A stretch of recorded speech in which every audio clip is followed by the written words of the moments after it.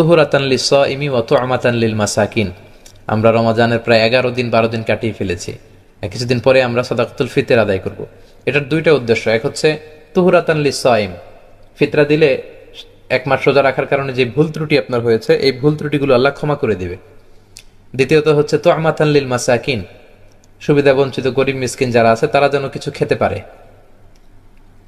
ঈদের দিন আমরা পায়েস ফিন্নি খাবো আর গরিবরা তাকিয়ে থাকবে, ইসলাম আসলে এটা চায় না। আপনি তাদের সাথেও আনন্দ শেয়ার করলেন সাদাকাতুল ফিতরের মধ্যে দিয়ে। এবং সম্মানিত ভাইয়েরা, অবশ্যই এটা ঈদের দিনের আগেই আপনি আদায় করে ফেলবেন, ঈদগাহে যাওয়ার আগে। বিষ্ণু বলেছেন, মান আদ্দাহা ক্বাবলা সালাতি ফাহিয়া যাকাতুন মাকবুলা। যে ঈদগাহে যাওয়ার আগে এই সাদাকাতুল ফিতর দিল, এটা সাদাকাতুল ফিতরের সওয়াব এসে পাবে। ওমান আদ্দাহা বা'দা সালাতি ফাহিয়া সাদাকাতুম মিনাস সাদাকাত।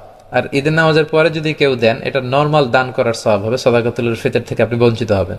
বিষ্ণুনবী খাবার দিয়ে দিতে বলেছেন, জব, কিসমিস, খেজুর এগুলো দিয়ে, যদি সুযোগ হয় এটা দিয়ে দিলেন। এটা ছাড়া নগদ টাকা দিয়ে দিলেও আদায় হবে ইনশাআল্লাহ। ফকির মিসকিন তারা ওই টাকা দিয়ে খাবার কিনে নেবে।